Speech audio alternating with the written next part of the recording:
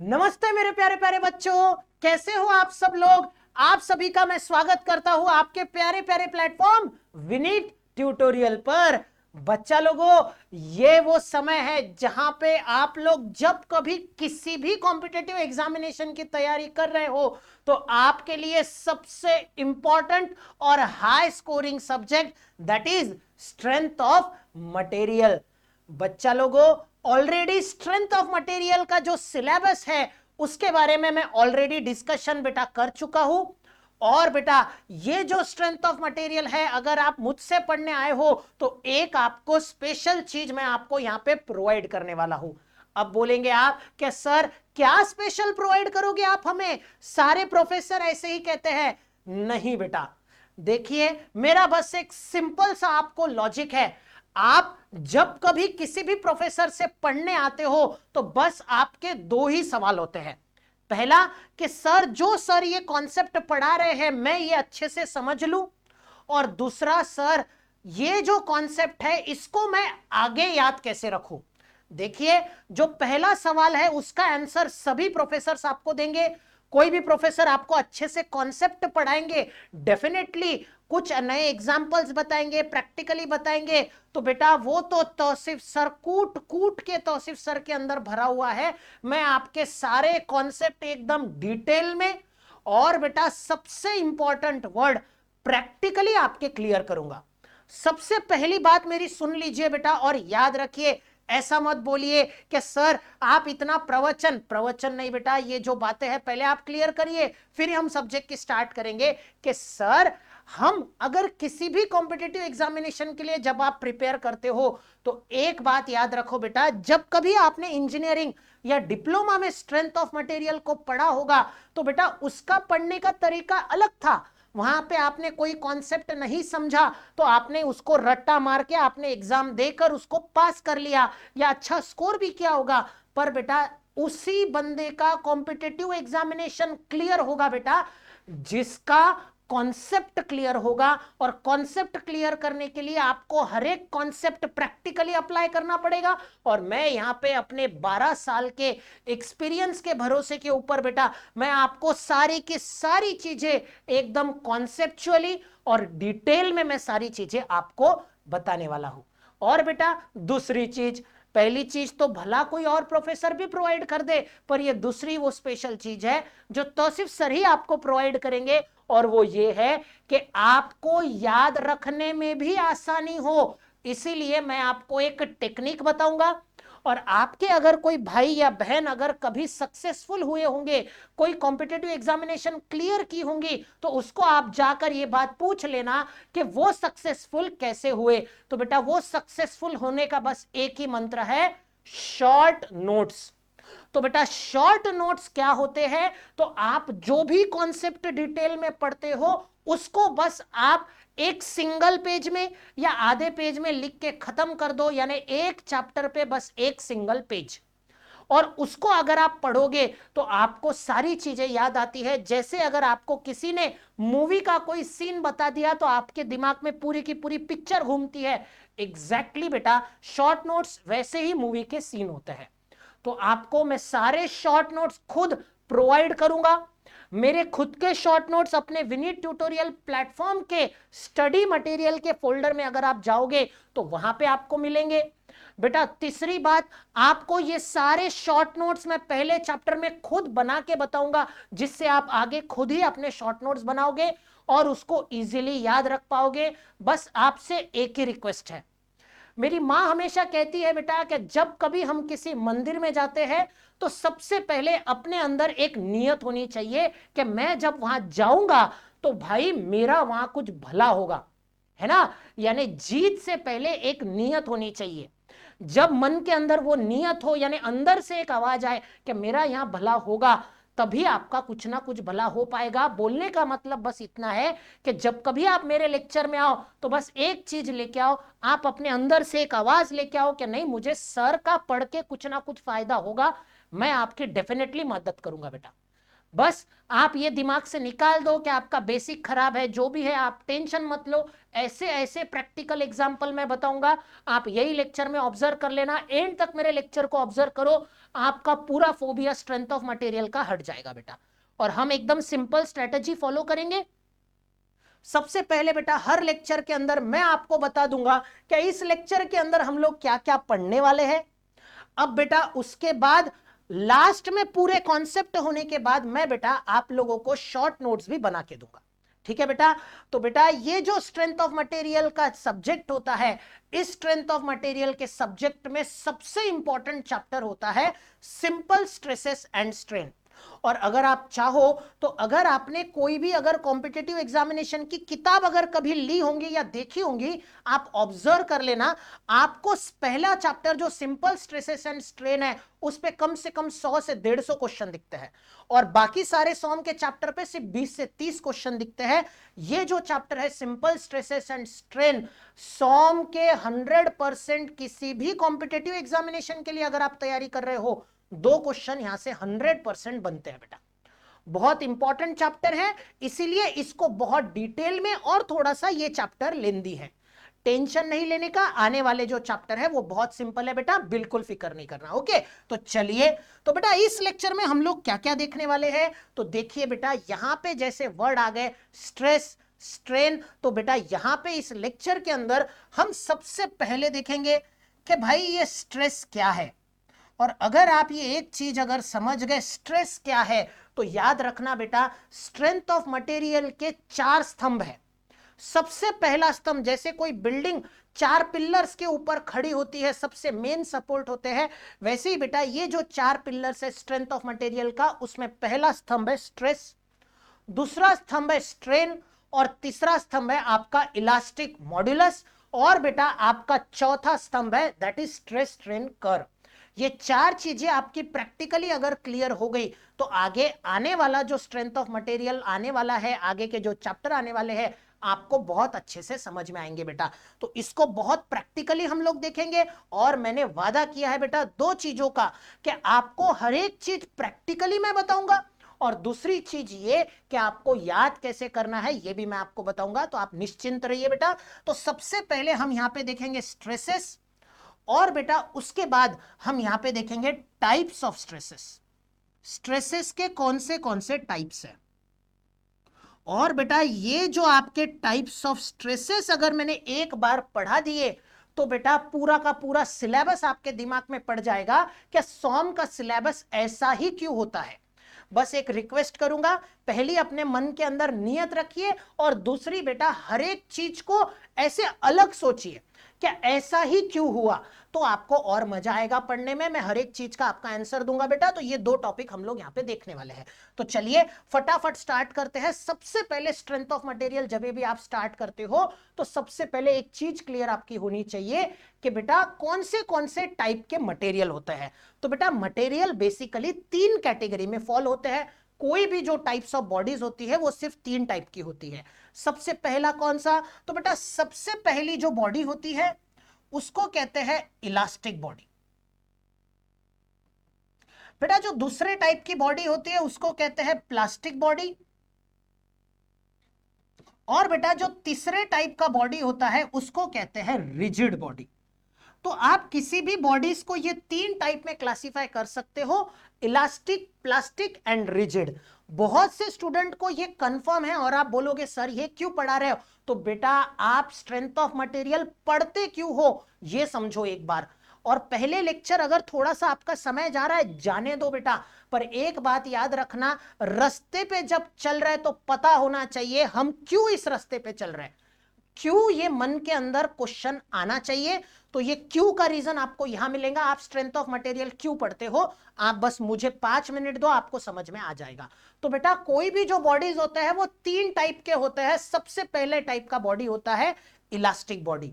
Logic बड़ा simple है, अभी आप एक काम करिए, आप एक रबर बैंड को लेके आइए, पर इलास्टिक का मतलब रबर बैंड ही नहीं होता है, समझा दूंगा। देखिए आप एक इलास्टिक, एक ने क्या काम करिए, रबर बैंड को लेके आइए, उसको आप फोर्स लगा के खींचिए, वो डिफॉर्म होगा क्या नहीं होगा, होगा। और एक काम करिए फोर्स को छोड़ दीजिए, और जैसे ही आपने फोर्स को छोड़ दिया तो वापस अपने शेप में जाएगा क्या नहीं जाएगा? हां सर जाएगा। तो इसको कहते हैं बेटा इलास्टिक बॉडी। यानी अगर आपने फोर्स अप्लाई किया, याद रखिए कॉम्पिटेटिव एग्जामिनेशन के लिए प्रिपेयर कर रहे हैं, रट्टा नहीं मारना है, इट इज द प्रॉपर्टी। नहीं नहीं नहीं, रट्टा नहीं मारना है, समझना इंपॉर्टेंट है। तो प्रैक्टिकली समझिए, रबर बैंड लाया, खींचा, छोड़ दिया, रिगेन वापस कर लिया, इलास्टिक बॉडी। भाई रबर बैंड ही क्यों, एक काम करो, आपके कान को ऐसे खींचो, डिफॉर्म हुआ, फोर्स अप्लाई करने के बाद उसने शेप चेंज किया, अब इस कान को छोड़ दो तो क्या आपका कान लंबा हो गया क्या? नहीं सर, वो तो वापस अपने शेप में चला गया। यानी आप भी क्या हो? तो आप भी इलास्टिक हो बेटा। याद रखना, इसीलिए बोला प्रैक्टिकली कॉन्सेप्ट क्लियर करो, और यही मेरा तरीका है बेटा, हर एक चीज प्रैक्टिकली पढ़ेंगे। ठीक है, आप एक काम करिए, आपके मोबाइल के कवर को अगर वो ग्लास का नहीं होगा तो उसको बेंड करिए, छोड़ दीजिए, रिगेन करेगा, वो भी इलास्टिक है। आपके कान को ऐसे खींचिए, छोड़ दीजिए, रिगेन कर लेगा, वो भी इलास्टिक है। आप एक काम करिए, स्टील के रॉड को कुछ लिमिट तक बेंड करिए और छोड़ दीजिए, वो भी रिगेन करेगा। मैक्सिमम जो बॉडीज होते हैं वो इलास्टिक ही होते हैं बेटा। अब उसके बाद बेटा देखिए, प्लास्टिक का मतलब क्या होता है? आपने फोर्स अप्लाई किया, आपने फोर्स अप्लाई किया पर उसने रिगेन नहीं किया, यानी फोर्स अप्लाई करने के बाद उसका शेप चेंज हो गया और वो परमानेंट बन गया, तो इसको कहते हैं प्लास्टिक बॉडी। जैसे बेटा देखिए, स्टील का जो रॉड है, जैसे अभी आप एक काम करिए, आपके घर पे जो फैन का ब्लेड है उसको थोड़ा सा बेंड करिए, छोड़ दीजिए, रिगेन करेगा, थोड़ा और बेंड करिए, छोड़ दीजिए, रिगेन करेगा। पर अगर आपने ज्यादा बेंड कर लिया तो वापस अपने शेप में नहीं जाएगा। तो जब कोई मटेरियल वापस अपने शेप में नहीं जाता है, यानी जो उसका डिफॉर्मेशन, यानी जो अपना वो शेप चेंज करता है वो परमानेंट हो गया, तो इसको कहते हैं प्लास्टिक बॉडी। यानी ऐसा कोई भी बॉडी जो वापस अपने शेप में नहीं जाता है वो प्लास्टिक, और जो वापस अपने शेप में चला जाता है फोर्स अप्लाई करने के बाद वो इलास्टिक। यानी इसका मतलब यह है कि स्टील का जो रॉड होता है स्टार्टिंग में कुछ देर तक इलास्टिक होता है और बाद में वो अपना शेप चेंज नहीं, यानी वो जो शेप होता है वो परमानेंट हो जाता है, यानी वो प्लास्टिक हो जाता है। यानी देखिए, यहां मैंने फोर्स अप्लाई किया, ये रॉड बेंड हुआ, वापस अपना शेप पे आ गया, तो ये हो गया इलास्टिक। और बेटा फोर्स अप्लाई करने के बाद बेंड तो हुआ, पर उसने जो भी डिफॉर्मेशन लिया वो परमानेंट हो गया, तो ये कौन सा डिफॉर्मेशन हो गया? प्लास्टिक। अब बेटा और एक बॉडी है, पर ऑब्जर्व करिए, ये दोनों बॉडीज फोर्स अप्लाई करने के बाद क्या होते हैं? डिफॉर्म होते हैं, तो इनको कहते हैं डिफॉर्मेबल बॉडीज।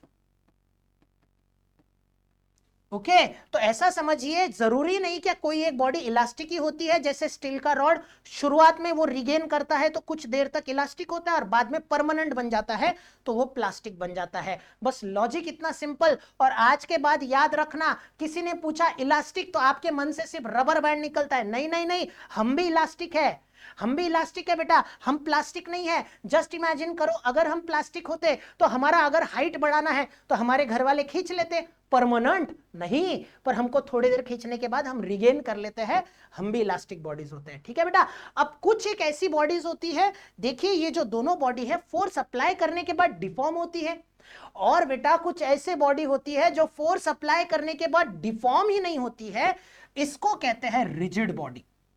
आप उन पे कितना भी फोर्स लगा लो वो अपना शेप चेंज ही नहीं करती है, तो वापस आने का सवाल ही नहीं उठता और परमानेंट डिफॉर्म होने का सवाल ही नहीं उठता है, उसको कहते हैं रिजिड बॉडी। जैसे बेटा आपका ये जो स्टोन है, जो पत्थर होते हैं, और यहां पे आप फोटो में देख सकते हो जैसे कि ब्रिक, अगर आप कोई भी एक ब्रिक को लेके आते हो, एक काम करो, इस पे फोर्स अप्लाई करो, ये अपना शेप चेंज करता है क्या? शेप ही चेंज नहीं करता है, बहुत अगर फोर्स लगाओगे तो टूट जाएगा, पर शेप चेंज नहीं करेगा, इसको कहते हैं रिजिड बॉडी। ओके, और अब आता हूं मैं मुद्दे पे बेटा। देखिए, आपने कभी भी स्ट्रेंथ ऑफ मटेरियल जब कभी अपने डिप्लोमा, देखिए 2 मिनट लगेंगे सिर्फ, ठीक है, आप प्रैक्टिकली समझ जाओगे कि स्ट्रेंथ ऑफ मटेरियल आप क्यों पढ़ते हो। तो सिंपल सा लॉजिक है, देखिए जब कभी आपने मैकेनिक्स पढ़ा होगा, तो मैकेनिक्स में देखिए आपने जब कभी डिप्लोमा या इंजीनियरिंग में ये स्ट्रेंथ ऑफ मटेरियल का सब्जेक्ट पढ़ा होगा, तो स्ट्रेंथ ऑफ मटेरियल आपने मैकेनिक्स के बाद पढ़ा होगा। और बेटा जब कभी आपने मैकेनिक्स के बाद ये सब्जेक्ट पढ़ा होगा, तो मैकेनिक्स में आप क्या करते हो, ऐसे नहीं क्या 100 kg 200 kg ऐसे आप बॉडी पे वेट लगाते हो, या 20 kilo Newton, 30 kilo Newton, approximately हमेशा याद रखना 10 किलो यानी 1 न्यूटन होता है ना। इसको मैं बाद में डिटेल में बता दूंगा। वेट का फॉर्मूला mg होता है और g का वैल्यू 9.81 होता है, तो 1 किलो यानी 10 न्यूटन होता है। ओके सॉरी, 1 किलो यानी कितना होता है, तो 1 किलो यानी आपका 10 न्यूटन होता है। यानी इसका मतलब ये है कि आप कभी भी मैकेनिक्स पढ़ते हो तो वहां पे आप ऐसे करते हो 100 किलो 200 किलो।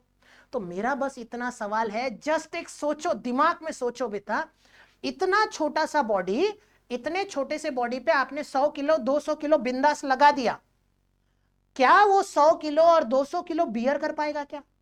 जस्ट सोचो, आपने इतनू सा बॉडी यानी आपके ये हाथ जितना आपने बॉडी बनाया, इस हाथ पे आपने क्या किया, 100 किलो रख दिया। 100 किलो यानी अप्रोक्सीमेटली आपकी बाइक का वेट।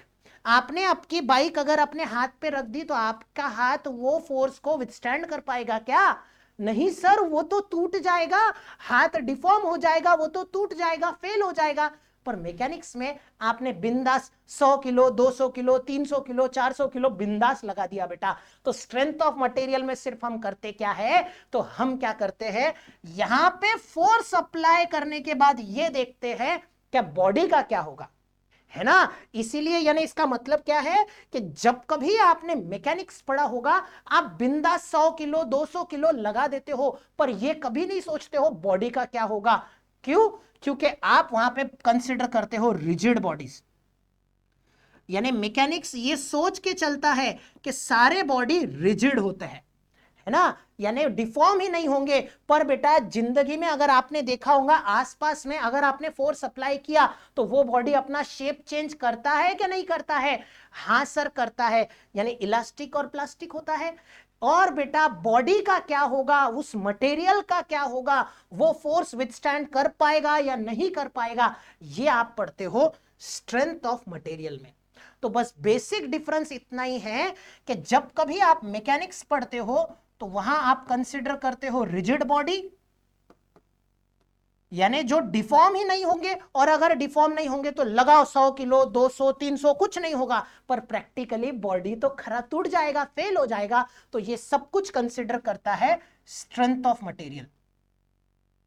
इसीलिए बेटा मैकेनिक्स किसी किसी यूनिवर्सिटी में ऐसा कहा जाता है रिजिड बॉडी मैकेनिक्स, और स्ट्रेंथ ऑफ मटेरियल का बहुत सारे यूनिवर्सिटी में नाम होता है मैकेनिक्स ऑफ मटेरियल, क्योंकि ये मैकेनिक्स ही है पर ये इसमें मटेरियल के बारे में सोचा जाता है। यानी आपका हाथ जो है वो उतना लोड बियर कर पाएगा या नहीं कर पाएगा, ये स्टडी किया जाता है। यानी इसका मतलब अगर डिफॉर्मेबल बॉडीज हुए तो स्ट्रेंथ ऑफ मटेरियल, और अगर रिजिड बॉडीज हो गए तो आपका मैकेनिक्स। समझ में आ गया? यानी अगर आप आपके हाथ पे बाइक रख दो, हाथ चपक जाए टूट जाए कोई फर्क नहीं पड़ता है, मैकेनिक्स सिर्फ फोर्सेस से लेना देना है। पर उस हाथ को वो उतना फोर्स विथस्टैंड करेगा क्या, वो टूट जाएगा क्या, उतना फोर्स वो बियर करेगा क्या, मटेरियल का क्या होगा, तो ये मटेरियल का सोचने वाला डिफॉर्मेबल बॉडीज का जो मैकेनिक्स होता है उसको कहते हैं स्ट्रेंथ ऑफ मटेरियल। इसीलिए स्ट्रेंथ ऑफ मटेरियल का बहुत बार ऐसा नाम होता है मैकेनिक्स ऑफ मटेरियल। समझ में आ गया बेटा? कॉम्पिटिटिव एग्जामिनेशन में देखिए वैसे इसका कोई ऐसा काम तो नहीं है, पर आपको समझ में आना चाहिए क्या आप क्या कर रहे हो। प्रैक्टिकली एक बार आप समझ गए भाई मैकेनिक्स और सॉम में बेसिक डिफरेंस क्या है, और मैंने बोला था हर एक चीज प्रैक्टिकली बताऊंगा बेटा। बहुत से लोगों को यही तो डाउट था कि सर कभी समझा ही नहीं हम मैकेनिक्स और सॉम क्यों पढ़ते हैं। भाई मैकेनिक्स में बिंदास फोर्स लगाते हो, बॉडी के बारे में नहीं सोचते हो। यहां पे फोर्स अप्लाई करने के बाद बॉडी का क्या होगा ये आप सोचते हो स्ट्रेंथ ऑफ मटेरियल में। और बेटा अब स्ट्रेंथ ऑफ मटेरियल का सबसे इंपॉर्टेंट पिलर, जिसके सिवा स्ट्रेंथ ऑफ मटेरियल की बिल्डिंग पूरी की पूरी टूट जाएंगी, और वो है बेटा आपका स्ट्रेस। एक बार अगर आप स्ट्रेस का फंडा समझ गए, इस लेक्चर में सबसे इंपॉर्टेंट स्ट्रेस है। देखो स्ट्रेस का फॉर्मूला फोर्स अपॉन एरिया सबको पता है, पर एक बार आप प्रैक्टिकली स्ट्रेस अगर समझ गए तो बेटा उसके बाद आपको सॉम समझना बहुत आसान हो जाएगा। तो जस्ट एक सेकेंड, हम अभी फटाक से स्टार्ट करते हैं। पानी पी ले तो।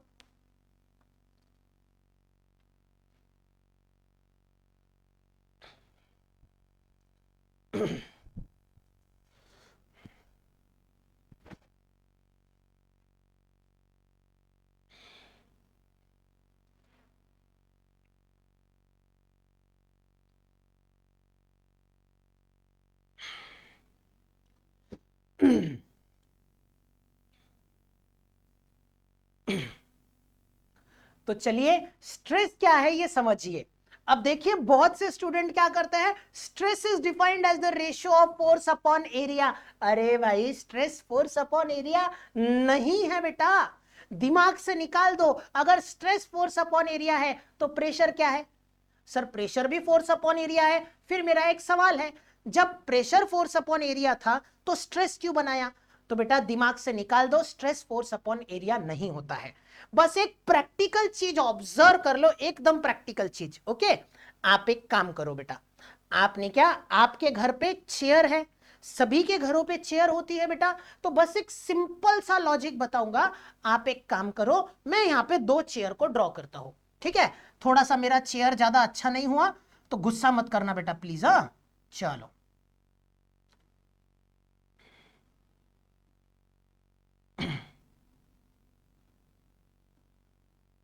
अब भाई ये हो गई थोड़ी सी जैसी कैसी जितनी आपको समझी, भाई ये हो गई चेयर।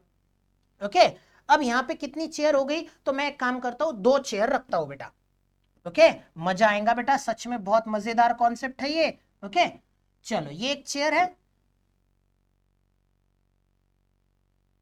और ये दूसरा एक चेयर है।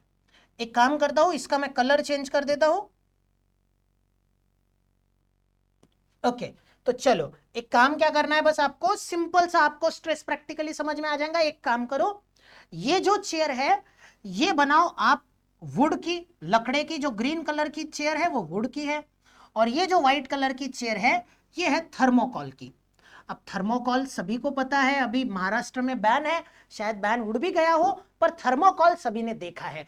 जब कभी शादियों में जब वो नाम लिखे जाते हैं तो थर्मोकॉल का यूज करके लिखे जाते हैं, है ना? अब बस मेरा एक सिंपल सा सवाल है, तो आप एक काम करो, ये आप हो, और जस्ट ऐसे दिमाग के अंदर सोचो बेटा कि आपको क्या करना है, एक बार लकड़े के चेयर पे बैठना है और एक बार थर्मोकॉल के चेयर पे बैठना है। तो आपके मन में तब के तब अभी एक दिमाग में बात आई होंगी, आप बोल रहे होंगे, काही म्हणते मास्तर, लाकडाच्या चेअरवर बसलं तर ते तुटणार नाही, पण थर्मोकॉलच्या चेअरवर कसं काय बसणार है? थर्मोकॉल के चेयर पे अगर आप बैठ जाओगे तो चेयर टूट जाएंगी, है या नहीं? यानी इसका मतलब क्या है बेटा, ऑब्जर्व करो अब इसके अंदर क्या हुआ। मैंने स्टार्टिंग में एक बात कही थी, तो सिर्फ सर से पढ़ोगे तो प्रैक्टिकली पढ़ो, मजा आएगा। थोड़ा सा ये लेक्चर लेंदी होगा, होने दो, पर आप प्रैक्टिकली पढ़ो बेटा, बहुत मजा आएगा। मेरा बस एक ही उद्देश्य है बेटा इस लेक्चर से, आपको स्ट्रेंथ ऑफ मटेरियल में इंटरेस्ट आना चाहिए। जब बेटा एक बार आपको पढ़ने में खुशी मिल गई ना, तो डेफिनेटली आप लोग सक्सेसफुल बन जाओगे, ठीक है?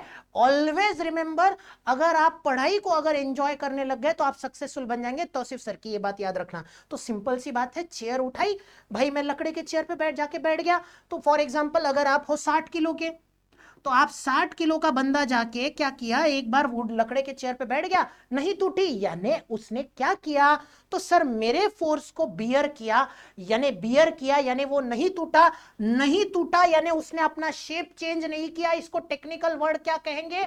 अगर हम रबर बैंड को खींचते हैं तो अपना शेप चेंज करता है, उसको डिफॉर्मेशन कहते हैं।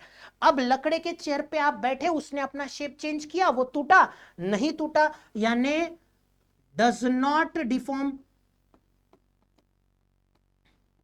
और बेटा वही, अगर आप एक थर्मोकॉल के चेयर पे जाके बैठ जाओगे तो सर हम तो गिर जाएंगे, क्योंकि वो तो टूट जाएंगी, यानी ये क्या हो जाएंगी, डिफॉर्म हो जाएंगी, है ना? अब देखिए क्या हुआ, यहां पे दोनों केस में आप ही थे, पर क्या हुआ, एक केस में एक जो मटेरियल था उसने आपको पकड़ के रखा, अपना शेप नहीं चेंज किया, और एक बार ऐसा मटेरियल आया जिसने अपना शेप क्या कर लिया, चेंज कर लिया, यानी आपके वजन को, आपका जो फोर्स है उसको उसने बियर नहीं किया, है या नहीं? तो बस सब एक दिमाग के अंदर सोचो बेटा, मटेरियल के अंदर कुछ ना कुछ होता है क्या, नहीं होता है? सपोज ये पेन है, अब ये पेन को मैं फोर्स लगा रहा हूं, ये बेंड हो रहा है क्या?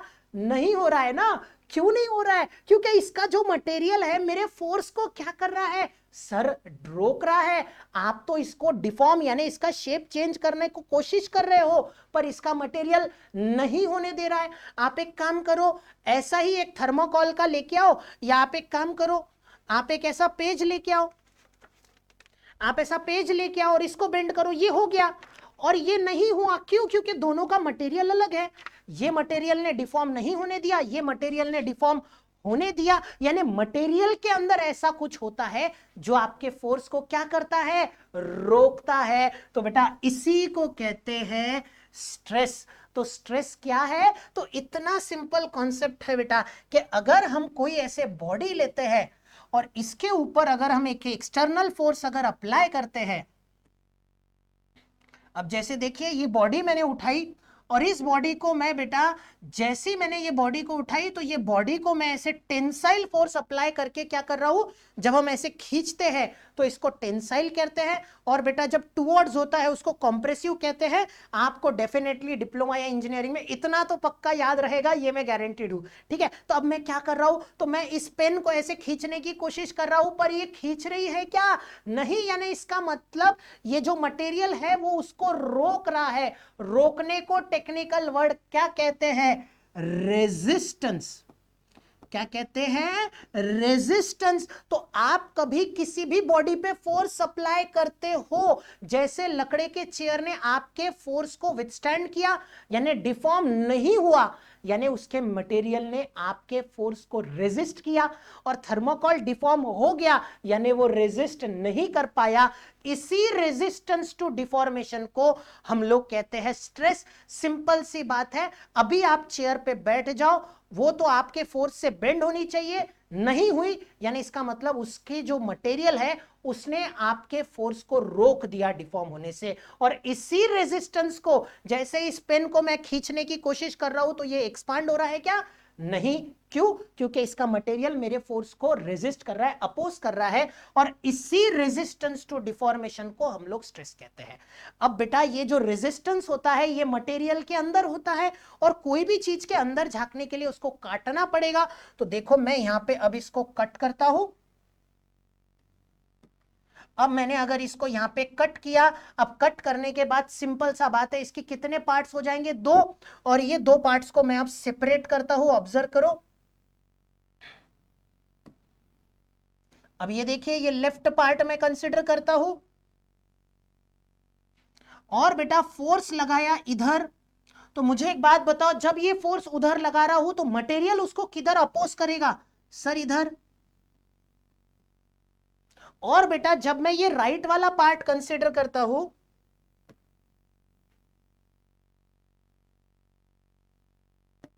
राइट वाला पार्ट कंसिडर करता हूं तो मैं फोर्स लगा रहा हूं राइट में, तो मेरे को रोकेगा किधर? किधर अपोज करेगा? लेफ्ट में।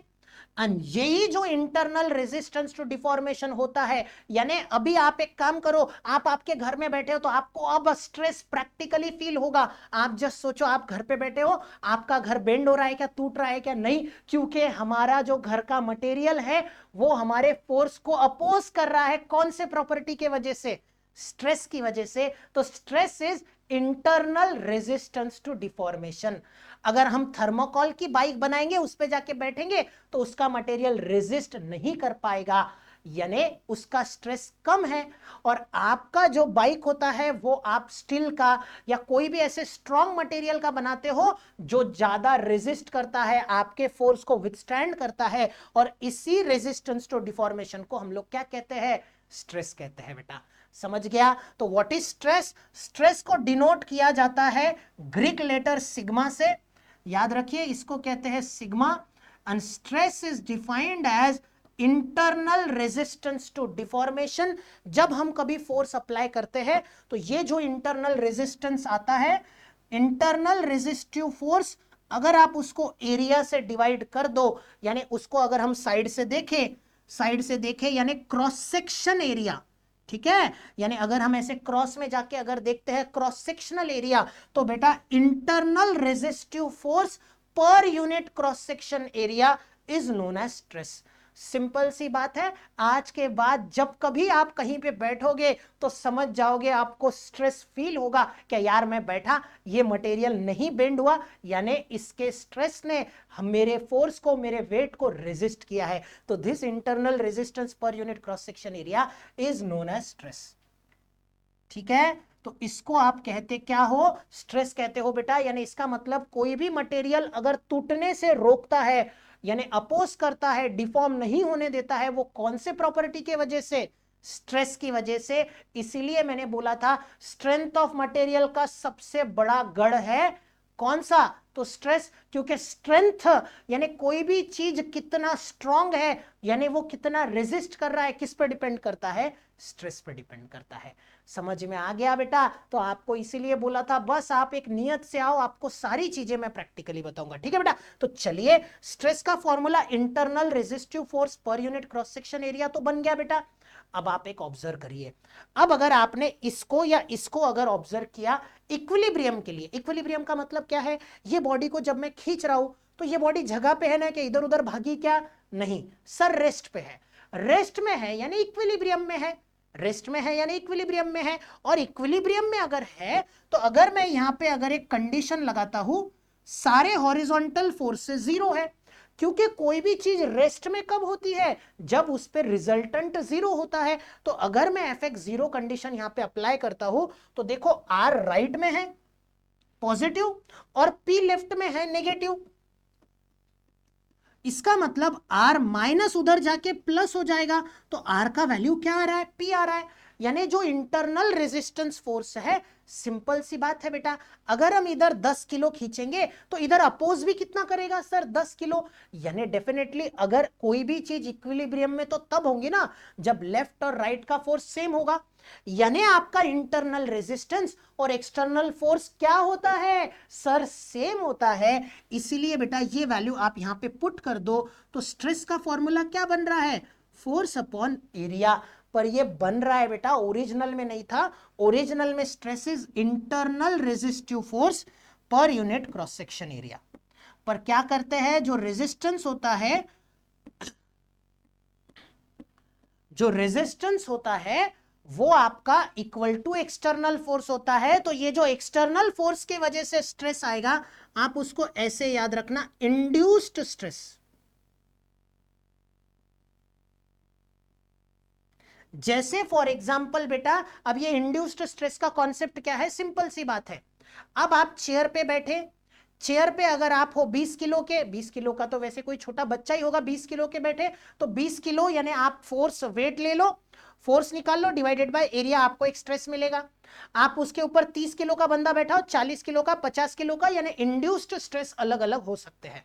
पर कोई भी मटेरियल एक लिमिट तक रेजिस्ट करता है। अगर आप 500 किलो का कोई बंदा अगर बैठा, 500 किलो 200 किलो का कोई बंदा बैठा दोगे तो चेयर टूट जाएगी। यानी कोई भी मटेरियल का एक लिमिट होता है और वो लिमिट को हम लोग कहते हैं परमिसिबल स्ट्रेस। जो एक लिमिट होता है उसको क्या कहते हैं? Permissible stress. अभी मैं आपके दिमाग पे ये ज्यादा प्रेशर नहीं डालूंगा, अभी के लिए बस इतना याद रख लो बेटा कि what is stress? Stress is internal resistance to deformation. कि भाई हम अगर किसी भी मटेरियल को खींचने का या शेप चेंज करने की कोशिश करते हैं तो भाई उसका मटेरियल हमको अपोज करता है। यानी आप आज के बाद ये तो सीख गए, रबर का बैंड इसलिए डिफॉर्म होता है क्योंकि उसका स्ट्रेस कम है, और हमारे घर का जो कंक्रीट है वो स्टैंड इसलिए है, स्ट्रॉन्ग इसलिए है क्योंकि उसका स्ट्रेस ज्यादा है। तो याद रखिए बेटा, तो stress is internal resistive force per unit cross section area. Equilibrium के लिए फोर्स और आपका रेजिस्टेंस सेम हो गया, इसलिए कुछ किताबों में ऐसा भी लिखा होता है फोर्स अपॉन एरिया। ठीक है बेटा? तो अब सबसे इंटरेस्टिंग बात करेंगे बेटा कि जब कभी आप किसी भी कॉम्पिटिटिव एग्जामिनेशन के लिए प्रिपेयर करते हो तो कुछ हटके आपको याद रखना पड़ेगा। और वो हटके क्या है? तो बेटा वो है डायमेंशंस। ओके, अब देखिए मैं आपको नया हटके क्या पढ़ा रहा हूं कि जब कभी आपने आपके इंजीनियरिंग या डिप्लोमा में कभी पढ़ाई की होंगी बेटा तो आपने ये चीज नॉर्मली नहीं पढ़े होंगे, डायमेंशन। और बेटा मैं आपको ये डायमेंशन के थ्रू बहुत इंपॉर्टेंट कॉन्सेप्ट पढ़ाऊंगा। सिंपल सा कॉन्सेप्ट होता है, ज्यादा टेंशन मत लो, आप अभी सिर्फ यूनिट पे ध्यान दो बेटा। देखिए स्ट्रेस का फॉर्मूला क्या बना, अगर हम रेजिस्टेंस ले या फोर्स ले ले तो फोर्स ही है ना। अब बताइए फोर्स का एसआई यूनिट क्या होता है? एसआई यूनिट फोर्स का होता है न्यूटन। और बेटा एरिया का एसआई यूनिट क्या होता है? जहां हर जगह, एसआई का मतलब एक ऐसा स्टैंडर्ड यूनिट जो हर जगह यूज होता है, तो एरिया का यूनिट होता है मीटर स्क्वायर। तो बेटा न्यूटन पर मीटर स्क्वायर को शॉर्टकट में कहा जाता है पास्कल। जैसे बेटा हम लोगों का नाम घर पे कुछ और रखा जाता है, दोस्त कुछ और नाम से बुलाते हैं, सबका एक निकनेम होता है, वैसे ही बेटा न्यूटन पर मीटर स्क्वायर का दूसरा नाम होता है पास्कल। पर इंटरेस्टिंग चीज है, ऑब्जर्व करिए, ये हो गया स्ट्रेस का एसआई यूनिट। ये स्ट्रेस का कौन सा यूनिट हो गया? तो ये हो गया बेटा स्ट्रेस का एसआई यूनिट। पर बेटा इंटरेस्टिंग है, जब कभी आपने डिप्लोमा या इंजीनियरिंग में पढ़ाई की होंगी तो आपने ऑब्जर्व किया होगा, सॉम में न्यूटन पर मीटर स्क्वायर नहीं यूज किया जाता, एमएम यूज किया जाता है। अब अगर मैं आपको यह सवाल पूछ लूं ऐसा क्यों होता है, तो 90% स्टूडेंट बता नहीं पाते हैं सॉम में ही क्यों एमएम यूज करते, बाकी जगह पे क्यों एमएम यूज नहीं करते। और आपके प्रोफेसर भी आपको ऐसा रटवाते हैं, सॉम में एमएम करते हैं, एफएम में मीटर करते हैं, पर क्यों क्यों ऐसा करते हैं? अरे बड़ा सिंपल सा लॉजिक है यार, स्ट्रेंथ ऑफ मटेरियल में फोर्स लगाकर बॉडी का शेप चेंज करते हैं, उसको डिफॉर्म करते हैं। तो मुझे एक बात बताइए, जब कभी आप चेयर पे बैठे कुछ ना कुछ तो उसका डिफॉर्मेशन हुआ होगा ना, तो बहुत ज्यादा होता है क्या डिफॉर्मेशन?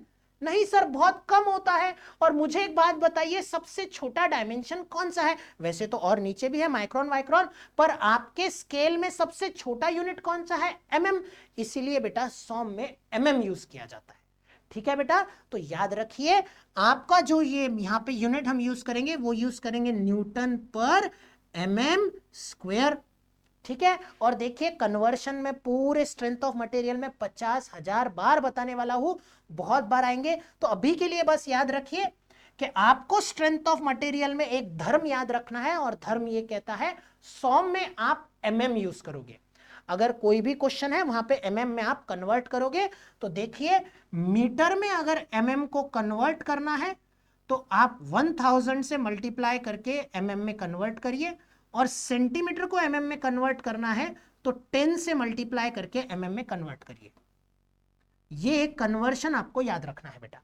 ओके, तो न्यूटन पर एमएम स्क्वायर, और बेटा न्यूटन पर एमएम स्क्वायर को ही कहा जाता है मेगा पास्कल। अब मैं यहां पे प्रूफ बता दूंगा, पर याद रखना proof is a joke in a competitive examination. जब कभी आप कॉम्पिटिटिव एग्जामिनेशन की तैयारी कर रहे हो तो याद रखना प्रूफ एक जोक होता है। तो एसआई यूनिट न्यूटन पर मीटर स्क्वायर या पास्कल होता है, पर हम न्यूटन पर एमएम स्क्वायर यूज करते हैं क्योंकि स्ट्रेंथ ऑफ मटेरियल में डिफॉर्मेशन पड़ा जाता है, तो डिफॉर्मेशन छोटा होता है इसलिए एमएम, और न्यूटन पर एमएम स्क्वायर को ही कहते हैं मेगा पास्कल।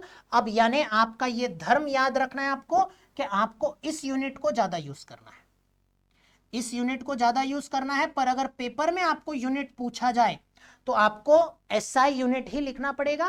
क्वेश्चन सॉल्व करोगे तो न्यूटन पर एमएम स्क्वायर या मेगा पास्कल ही यूज करना पड़ेगा। तो अगर आपको कभी उसने गीगा पास्कल दिया तो आप उसको मेगा पास्कल में कन्वर्ट कैसे करोगे? तो बेटा 10 टू द यानी 1000 से मल्टीप्लाई करके मेगा पास्कल में कन्वर्ट करोगे।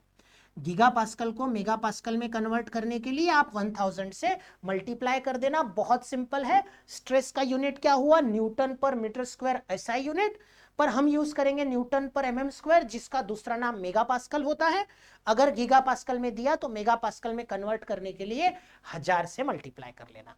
अब इतना तो देखिए, जब कभी आपने सॉम पढ़ा होगा तो ये तो आपको याद होगा, और अगर याद नहीं होगा तो मैंने पढ़ा दिया, रिवाइज हो गया, बहुत अच्छे से समझ गया। पर सबसे हट के कॉम्पिटिटिव एग्जामिनेशन में नया क्या होता है बेटा? कॉम्पिटिटिव एग्जामिनेशन में हमेशा कुछ ऐसी नई चीज पूछी जाती है जो आप रेगुलर में नहीं पढ़ते हो।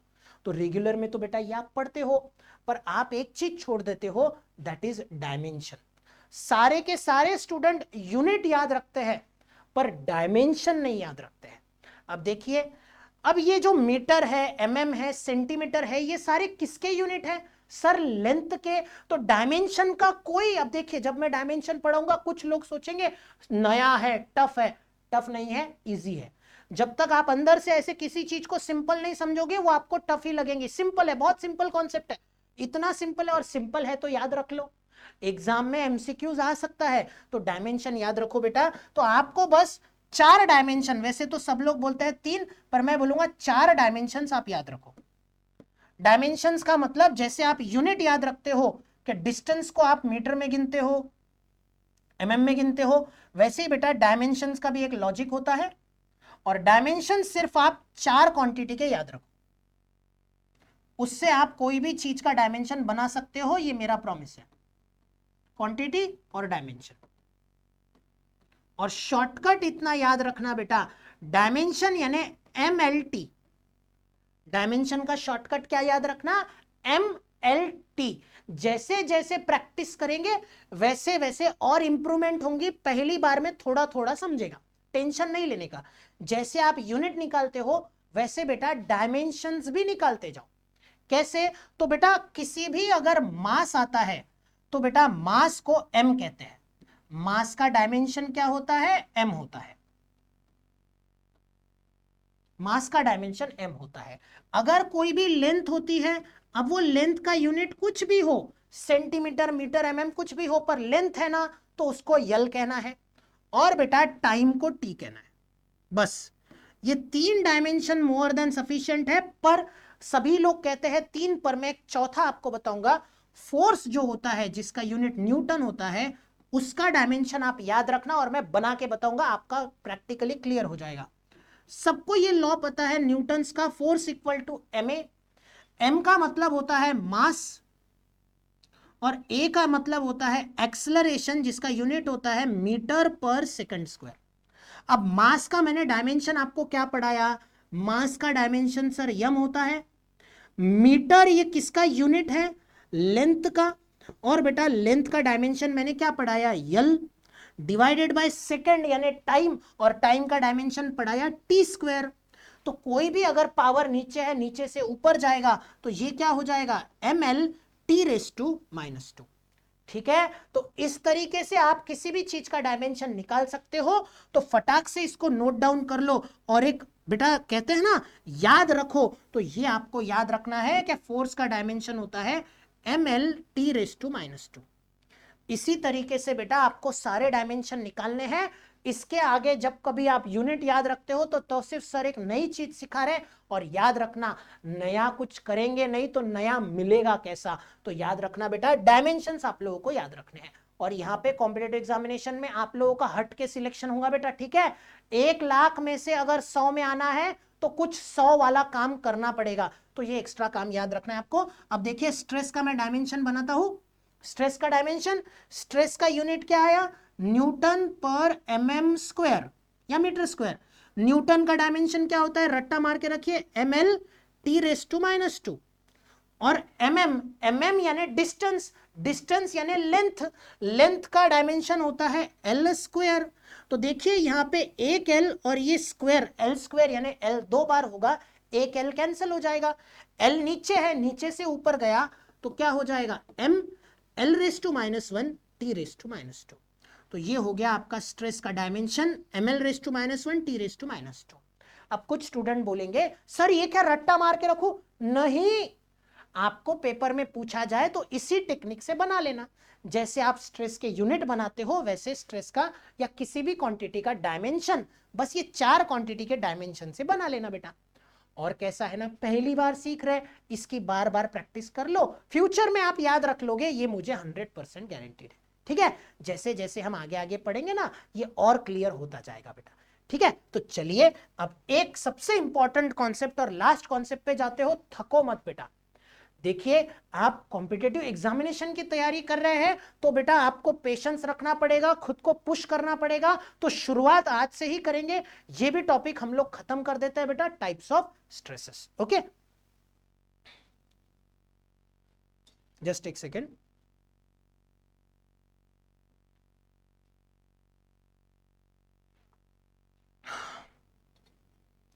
आप एक काम करिए, वीडियो को पॉज करके अच्छे से बेटा ये डायमेंशन का लॉजिक याद रखिए, यूनिट भी याद रखना है, और डायमेंशन यानी एम, एल और टी के फॉर्म में डायमेंशन भी आपको याद रखना है। सिंपल सा लॉजिक लगाना है, जहां भी सेंटीमीटर, mm या मीटर दिखा वहां पे लेंथ यानी l लिख देना, केजी यानी मास दिखा तो यम लिख देना, और सेकंड यानी टाइम दिखा तो टी लिख देना। बस इतना लॉजिक अगर याद रखा तो आप किसी भी चीज का डायमेंशन बना सकते हो बेटा। ओके, तो आप इसको अच्छे से नोट डाउन करो, मैं थोड़ा सा इसमें पानी भर के पानी पीता हूं। ओके,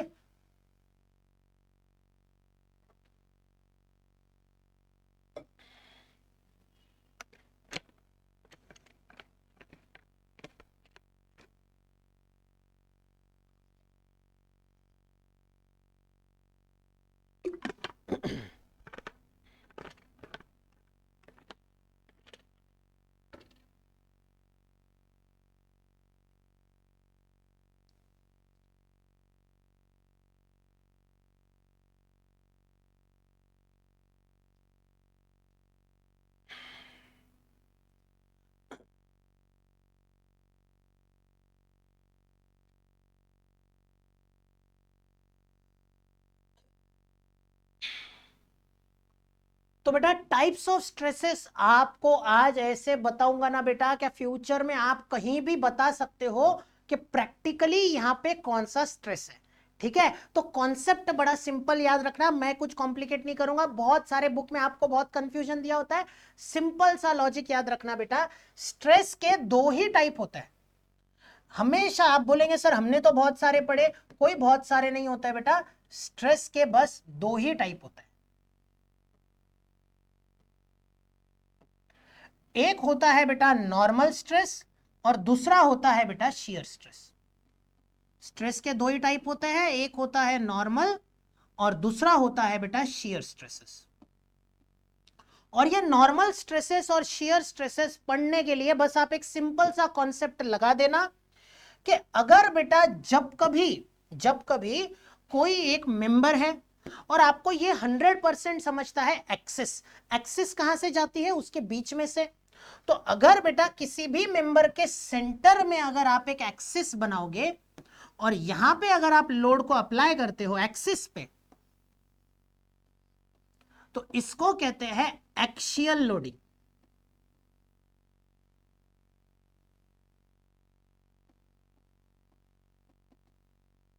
इसको कौन सा लोडिंग कहोगे आप, एक्सियल लोडिंग। और बेटा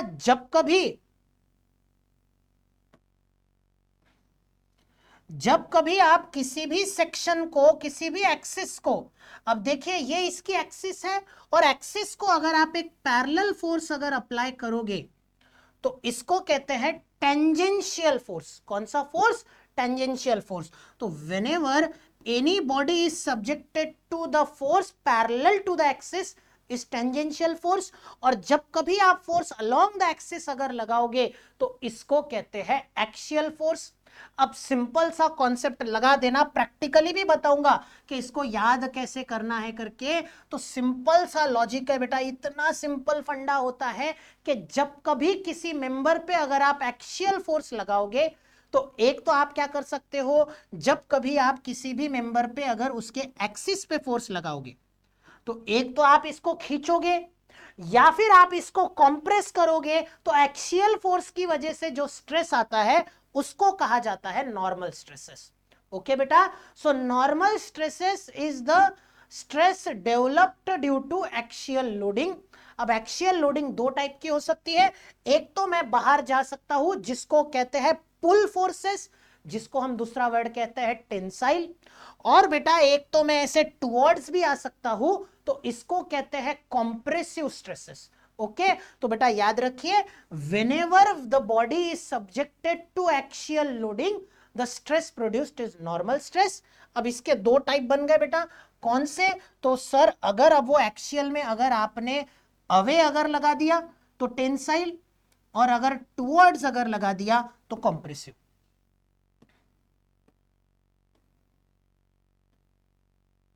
अब ये बॉडी है, ये भी बॉडी है। अब ये बॉडी पे सिर्फ मुझे करना क्या है, एक्सिस पे लोड लगाना है, और अगर ऐसे पुल अगर खींचूंगा तो यहां पे लगेगा टेंसाइल स्ट्रेसेस, जिसको मैं कहूंगा सिग्मा टी। फॉर्मूला वही रहेगा, फोर्स अपॉन एरिया। और बेटा यहां भी मैं एक्सियल लोडिंग अप्लाई करूंगा, पर यहां पे मैं अप्लाई करूंगा टुवर्ड्स, तो यहां पे कौन सा स्ट्रेस आएगा, कॉम्प्रेसिव स्ट्रेस आएगा। तो याद रखिए, टेंसाइल और कॉम्प्रेसिव ये दोनों के दोनों नॉर्मल स्ट्रेसेस होते हैं। ओके, तो यहां पे कॉम्प्रेसिव स्ट्रेस का फॉर्मूला हो गया फोर्स अपॉन एरिया।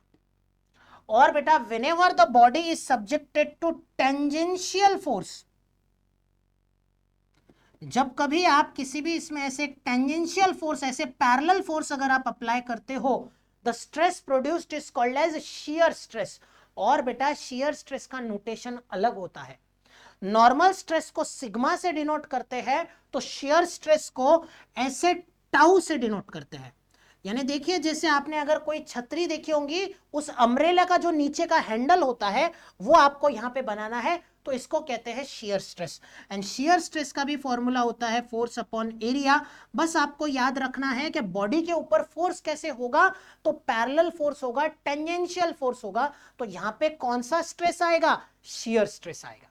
ठीक है बेटा, तो ये तो मैक्सिमम सारे ही बुक्स में लिखा है, पर अब प्रैक्टिकल नॉलेज, आप प्रैक्टिकली कैसे पहचानोगे स्ट्रेस कैसा होता है। सिंपल सा लॉजिक बता देता हूं, याद रखिए बेटा। आपको क्या करना है, जब कभी आप फोर्स को अप्लाई करोगे तो फोर्स अप्लाई करके बॉडी को कहां टूटेगा इमेजिन करो बस, ठीक है। जैसे फॉर एग्जांपल बेटा, अब देखिए आपका जो घर पे फैन है वो एक ऊपर ऐसे एक रॉड पे लटक रहा है। अब ये है वो रॉड, ठीक है, इस रॉड पे आपका फैन लटक रहा है। अब मैंने आपको सवाल क्या पूछा कि बेटा ये जो फैन का रॉड है इसमें कौन सा स्ट्रेस आएगा, तो सिंपल सी बात है, मैंने आपको क्या बोला, फोर्स लगाइए और बस ये इमेजिन करिए कि वो कहां फेल होगा। तो मुझे एक बात बताइए, जब हम इस रॉड को खींचेंगे नीचे, क्योंकि वेट एक्ट हो रहा है, वेट की वजह से वो खींचेगा, तो जब हम इसको खींचेंगे तो ये कहां फेल होगा, सर यहां कहीं फेल होगा। और बेटा इस फेल्यूर एरिया को, ये जो फैन का वेट है वो पैरेलल है या परपेंडिकुलर है, सर परपेंडिकुलर है, तो परपेंडिकुलर हुआ तो नॉर्मल स्ट्रेस, यानी फोर्स लगाओ, कहां टूटेगा ये सोचो, इमेजिन करो, तोड़ना नहीं है, इमेजिन करो, और कहां टूटेगा, टूटने के बाद अप्लाइड लोड और फेल्यूर एरिया क्या है। अगर परपेंडिकुलर रहा तो नॉर्मल स्ट्रेस और पैरेलल रहा तो शियर स्ट्रेस। यानी मैं बेटा जब मैंने फर्स्ट टाइम गेट का एग्जाम दिया था, तो बेटा पहले आईआईटीज के जो कॉलेज होते थे वहां पे इंटरव्यू होता था। तो मेरा जब पहली बार जब मैंने गेट का एग्जाम दिया था तो आईआईटी गांधीनगर में मुझे इंटरव्यू में ये सवाल पूछा था कि बेटा लड़कों की एक बहुत आदत होती है ऐसे ऐसे हेयर्स करने की, तो बालों में कौन सा स्ट्रेस आता है।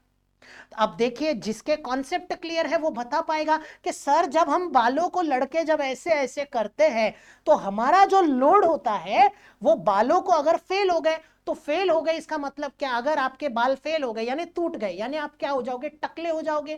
तो आपके टकले को ये जो आपका फोर्स है ये अभी क्या है, ये पैरेलल है, यानी जब आपके लड़के ऐसे ऐसे ऐसे करते हैं तो कौन सा स्ट्रेस आता है, सर शियर स्ट्रेस आता है। और जब कभी लड़कियों की लड़ाई होती है तो वो एक दूसरे की चोटी खींचती है, तो जब वो ऐसे खींचते हैं, जब ये टूट गया यानी फेल हो गया, तो फेल्योर एरिया को ये जो लोड है वो पैरेलल है या परपेंडिकुलर है, परपेंडिकुलर, यानी वो नॉर्मल स्ट्रेस। तो हमेशा याद रखिए सिंपल सा कॉन्सेप्ट होता है, लोड अप्लाई करो, कहां फेल होगा ये सोचो, अगर फेल्योर एरिया को अप्लाइड लोड परपेंडिकुलर हो गया तो नॉर्मल स्ट्रेस, और बेटा अगर पैरेलल हो गया तो शियर स्ट्रेस। यानी आपके जो घर पे अभी फैन का रॉड है उसमें अभी टेंसाइल स्ट्रेस है क्योंकि वो खींच रहा है, ठीक है। अब उसके बाद बेटा जब कभी आपकी मम्मी चाकू से अगर किसी फ्रूट को काटती है तो वो जो फोर्स अप्लाई करती है चाकू से, वो फोर्स और जो कटने वाला पार्ट होता है जैसे एप्पल, वो एक दूसरे को पैरेलल होता है, यानी वहां पे शियर स्ट्रेस आता है। समझ में आ गया बेटा। तो याद रखिए स्ट्रेस दो ही टाइप के होते हैं, नॉर्मल और शियर, ठीक है। अब बेटा बाकी भी और स्ट्रेसेस होते हैं, बाकी स्ट्रेसेस मैं आपको बहुत डिटेल में बाद में पढ़ाऊंगा, अभी के लिए बस इतना याद रखो। देखिए मैंने आपको बस अभी दो ही बातें बताई, अगर खींचा तो टेंसाइल, ऐसे टुवर्ड्स अप्लाई किया तो कॉम्प्रेसिव, और ऐसे अगर पैरेलल अप्लाई किया यानी मैंने टेंजेंशियल फोर्स अगर अप्लाई किया तो शियर स्ट्रेस। पर बेटा देखिए अब बेटा अगर मैंने कोई बीम कंसिडर की, बीम क्या होता है, सभी ने बेटा जब कभी घर का बांधकाम होता है तो जो वर्टिकल मेंबर होता है उनको कॉलम कहते हैं और जो हॉरिजॉन्टल मेंबर होता है उसको बीम कहते हैं। तो ये जो मेंबर है बेटा, अब मैंने देखिए ये बीम को यहां पे सपोर्ट है और मैंने फोर्स अप्लाई किया बीच में, तो बस मेरा इतना सवाल है, ये जो फोर्स है इस फोर्स के वजह से क्या होगा, अगर आप कोई चीज को ऐसे पकड़ोगे और पकड़ने के बाद बीच में फोर्स अप्लाई करोगे, एंड में सपोर्ट देंगे, तो सर ये बेंड होंगी। तो बेटा जब कोई बॉडी अगर ऐसे बेंड होती है तो जो स्ट्रेस प्रोड्यूस्ड होता है उसको बेंडिंग स्ट्रेस कहते हैं। अब आप बोलेंगे सर आपने तो कहा था स्ट्रेस के दो ही टाइप होते हैं, अभी के लिए इतना याद रखो, बाद में डिटेल में बताऊंगा बेटा।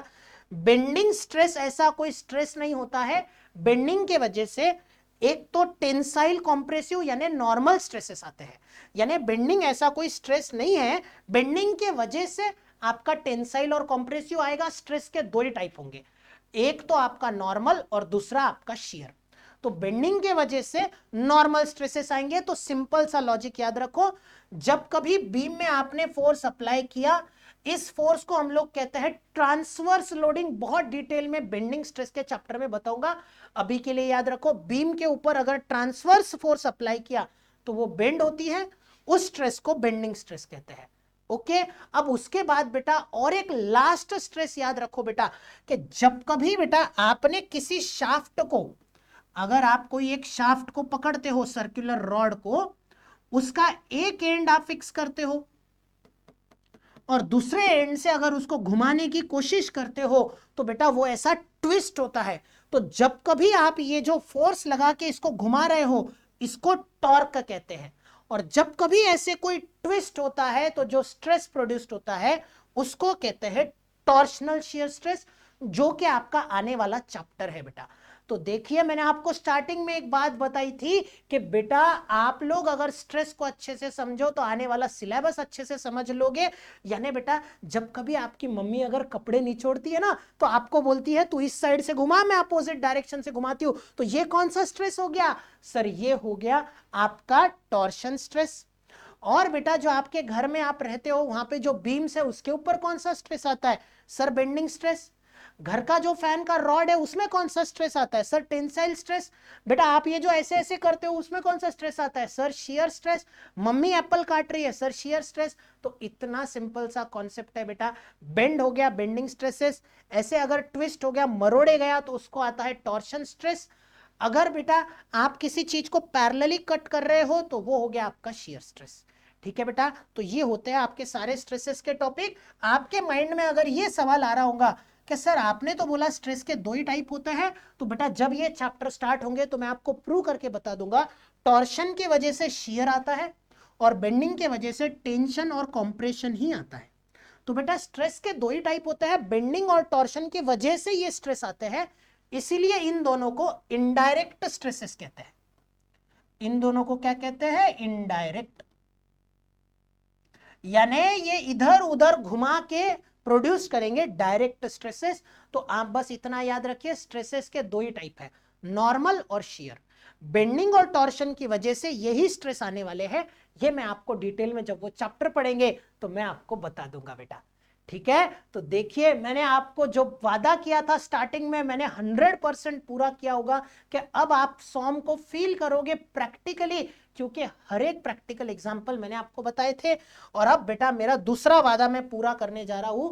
मैंने कहा था बेटा कि मैं आपको पढ़ाई करने के बाद अब 1 घंटे का लेक्चर तो देख लिया, पर सर इस 1 घंटे के लेक्चर में हमको याद कितना रखना है और इसको शॉर्ट में याद कैसे रखेंगे? तो बेटा एक व्हाइट कलर का पेज लेके आओ और इसको कहो बेटा शॉर्ट नोट्स। और बेटा धीरे धीरे आप हर एक कॉन्सेप्ट जो हम लेक्चर में पढ़ेंगे उसका एंड में कंक्लूजन करके उसके शॉर्ट नोट्स बना लेंगे। और ये एक पेज अगर पढ़ेंगे तो याद रखना ये मूवी के सीन है, मूवी के सीन अगर एक बार बताए तो मूवी याद आ जाएंगी, यानी आपको ये पूरा लेक्चर याद आ जाएगा बेटा, भरोसा रखिए बस। मैं भी 12 साल पहले पढ़ा था स्ट्रेंथ ऑफ मटेरियल, उसके बाद फिर रिवाइज कर रहा हूं। क्यों? On the basis of short notes. तो इस लेक्चर में हमने बस क्या पढ़ा? तो बस एक ही शॉर्ट नोट्स में सिर्फ फॉर्मूले लिखने आपको। तो बस एक ही कॉन्सेप्ट हमने पढ़ा, stress equal to force upon area. और बस आप नया क्या करोगे? तो बेटा यहां पे आपको क्या करना है कि साथ साथ उसका यूनिट और बेटा यूनिट के बाद उसका डायमेंशन याद रखना है। तो इसका यूनिट होता है न्यूटन पर एमएम स्क्वायर, या उसी को कहते हैं मेगा पास्कल। अब एक कन्वर्शन आप याद रखिए, गीगा पास्कल अगर दिया तो उसको 10⁻³ से मल्टीप्लाई करके मेगा पास्कल में कन्वर्ट किया जाता है। और ये इसका एसआई यूनिट नहीं है, इसका एसआई यूनिट क्या होता है? तो इसका एसआई यूनिट होता है न्यूटन पर मीटर स्क्वायर, या उसी को कहा जाता है पास्कल। ओके बेटा, पर सॉम में हम यूज करेंगे न्यूटन पर एमएम स्क्वायर, यानी मेगा पास्कल हम लोग यूज करने वाले हैं। अब बेटा उसके बाद अगर आपकी इच्छा है तो आप टाइप्स ऑफ स्ट्रेसेस लिखो, और बेटा साथ ही साथ इसका डायमेंशन भी याद रखो। तो आपके स्ट्रेस का जो डायमेंशन होता है वो हमने कैसे निकालना है? तो आप अगर वो 3 क्वांटिटी के डायमेंशन याद रख लो, लेंथ का MLT, M का मतलब मास, L का मतलब लेंथ, T का मतलब टाइम, और न्यूटन का डायमेंशन हमेशा याद रखना बेटा MLT⁻²। बस, तो उसके बेसिस पे आप इसका भी डायमेंशन यहां पे लिख लो और इसी को बार बार रिवाइज करो। यानी ये लेक्चर हमारा पहला लेक्चर और बहुत ही इंपॉर्टेंट लेक्चर था, जिससे बेटा आपको प्रैक्टिकली समझ में आना चाहिए था सॉम हम क्यों पढ़ रहे हैं, यहां मैकेनिक्स में और सॉम में क्या डिफरेंस था ये आपके लिए समझना बहुत जरूरी था। प्रैक्टिकली सॉम क्या है वो आपके लिए समझना जरूरी था। और मेरे एग्जांपल के थ्रू टाइप्स ऑफ स्ट्रेसेस से आपको अब लाइफ में हमेशा टाइप्स ऑफ स्ट्रेसेस समझते रहेंगे। ठीक है बेटा, तो चलिए बस एक ही फॉर्मूला और शॉर्ट नोट्स में हमको सिर्फ फॉर्मूले ऐड करने हैं। अब हम क्या करेंगे, जब नेक्स्ट लेक्चर में जाएंगे तो जो जो फॉर्मूले हम पढ़ते जाएंगे वो यहाँ पे ऐड करते जाएंगे। ज्यादा से ज्यादा एक पेज बनेगा बेटा, और एक पेज से हम सब कुछ याद करेंगे, ये 100% कंफर्म है। और इसके बाद आपको डिटेल नोट्स अपने विनीत ट्यूटोरियल प्लेटफॉर्म के अंदर स्टडी मटेरियल के अंदर प्रोवाइड किए हैं, मेरे शॉर्ट नोट्स प्रोवाइड किए हैं, मेरी फॉर्मूला शीट प्रोवाइड किए, हर एक चीज बहुत डिटेल्ड फॉर्मेट में आपको मैंने प्रोवाइड किए बेटा। बस आप जोरों शोरों से पढ़ाई करो। ठीक है बेटा, तो चलिए ऑल द बेस्ट, पढ़ाई अपने जोरों शोरों से चलने दीजिए। अब मैं आपसे अलविदा लेता हूं, अपना ख्याल रखिए, पढ़ते रहिए, बाय बाय।